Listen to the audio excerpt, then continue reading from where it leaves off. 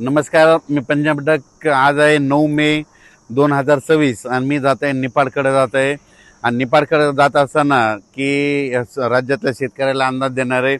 राज्यातल्या सर्व शेतकऱ्याला सांगू इच्छितो की आजपासून राज्यात कंप्लीट पाऊस यायला. आज आहे 9 मे 2026.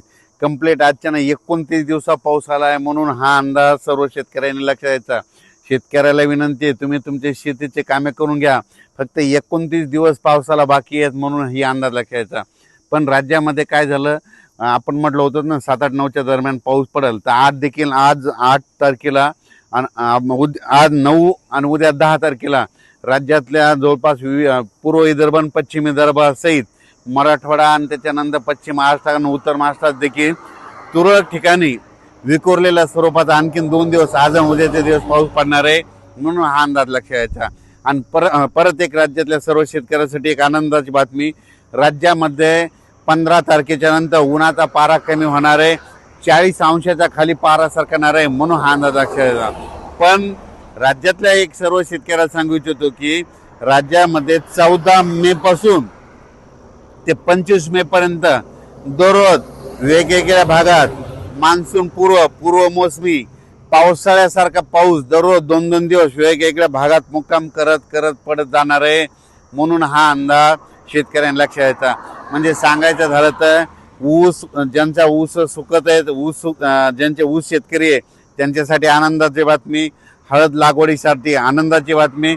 पण ज्यांच्या हळदी काढून ठेवलेल्या आहेत त्यांनी मात्र 14 तारखेपर्यंत तुमच्या हळदी काढून घरी आणून ठेवा. कारण की राज्यामध्ये जसं गेल्या वर्षी 14 तारखेला 13 तारखेला पाऊस आला होता 13 मेला, यावर्षी देखील 14 मेला पाऊस येणार आहे.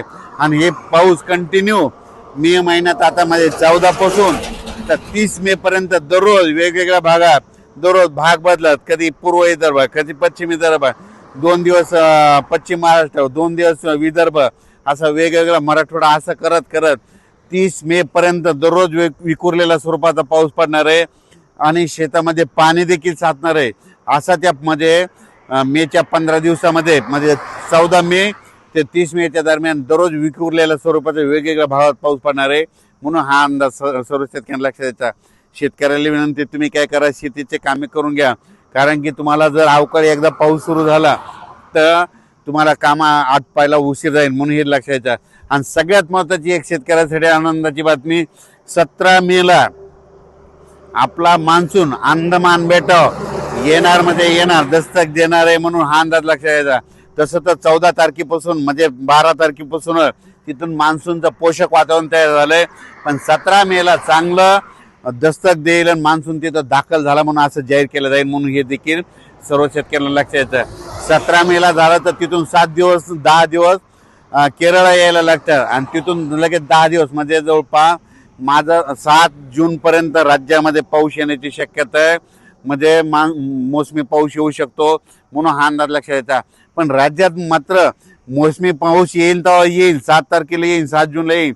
पण त्या अगोदर मात्र 14 मे ते मात्र 30 मेच्या दरम्यान म्हणजे राज्यामध्ये दररोज पूर्व मोसमी पाऊस गेल्या वर्षी जसा पडला तसाच पडणार आहे. म्हणून त्या पावसामध्ये विजेचं प्रमाण जास्त आहे, म्हणून तुम्ही काय करा, विजेपासून स्वतःची काळजी घ्या. त्याच्यानंतर आपली जनावरे झाडाखाली बांधू नका. कारण की 14 मे ते त्या 15 दिवसामध्ये राज्यामध्ये असा काही भागात पाऊस पडेल, शेतामध्ये पाणी साचेल, शेतातून वड्या नाल्याला पाणी देखील येईल, म्हणून हे देखील अंदाज लक्षायचा. काही ठिकाणी पाणी साचेल, काही मध्ये पेंडवालता पडेल, कुठे रिमझिम पडेल, काही ठिकाणी चन्या साचल्यासारखा पडेल, काही ठिकाणी वड्याला पाणी देखील येईल, कुठं शेतातलं पाणी पुढे ढकलं. पण हे पाऊस मात्र त्या 15 दिवसामध्ये गेल्या वर्षी जसं झाला तीच कॉपी मात्र यावर्षी होणार आहे, म्हणून हे अंदाज लक्षात घ्यायचा. संत्र्याचे जे बगीचेवाले त्यांना तुम्ही ताण कसा द्यायचा तुम्ही तुमचं ठरवा. कारण की गेल्या वर्षी जसं पाऊस आहे तसाच आता देखील म्हणजे 14 मे ते 30 मेच्या दरम्यान येणार आहे, म्हणून हे अंदाज लक्षात घ्यायचा. आज आहे 8 मे, आज आहे 9 मे आणि उद्या 10 मे.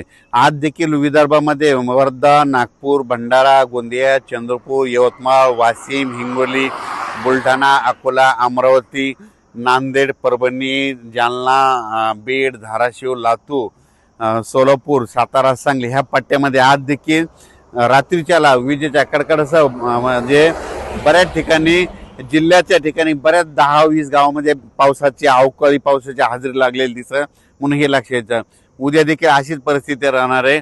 11 पासून वातावरण निवळणार आहे, म्हणून हे देखील लक्षात घ्यायचं. आणि त्याच्यानंतर सांगायचं उत्तर महाराष्ट्रात देखील आज मध्ये नाशिक झालं, नंदुरबार, धुळे जिल्ह्यात देखील आज देखील 9 तारखेला बऱ्याच ठिकाणी आज देखील दुपारनंतर तिकडे पावसाच्या सरी दिसतील, म्हणून ह्या अंदाज लक्षात घ्यायचा. हे पाऊस मात्र खूप जास्त प्रमाणावर नाही, पण 14 मे ते 25-27 मे पर्यंत पाऊस पडणार आहे. मात्र ते मात्र राज्यामध्ये ठिकठिकाणी दररोज वेगवेगळ्या भागात 2-2 दिवस वेगवेगळ्या भागात मुक्काम करत करत ते पाऊस पडणार आहे. आणि शेतकऱ्यांना मशागतीचे कामे करण्यासाठी चांगलं राहणार आहे. आणि जर ज्या ठिकाणी जास्त पाऊस पडला तर एकदा तणाचा उल्पा देखील निघतं, म्हणून शेतकऱ्यासाठी मशागतीसाठी पाऊस चांगला राहणार आहे. ऊस शेतकऱ्याला ज्यांना पाणी कमी पडायला त्यांच्यासाठी चांगला राहणार आहे. ज्यांना हळद लागवड करायची त्यांच्यासाठी चांगला राहणार आहे.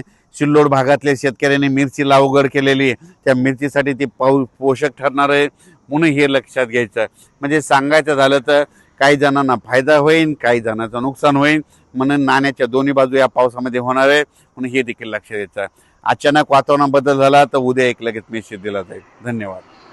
आणि राज्यातल्या वीट उत्पादकांना सांगू इच्छितो की तुम्ही 14 तारखेपर्यंत तुमची वीट उत्पादन चालू राहते, कारण की 14च्या नंतर ते 30 पर्यंत सारखा पाऊस राहणार आहे. म्हणून तुम्ही तुमचा वीट चालू ठेवायचा का नाही ठेवायचा हे तुम्ही तुमचं ठरवायचं. कारण की 14 मे ते गेल्या वर्षी जसा पाऊस सुरू झाला तसंच यावर्षी देखील 14 मेला पाऊस सुरू होणार आहे.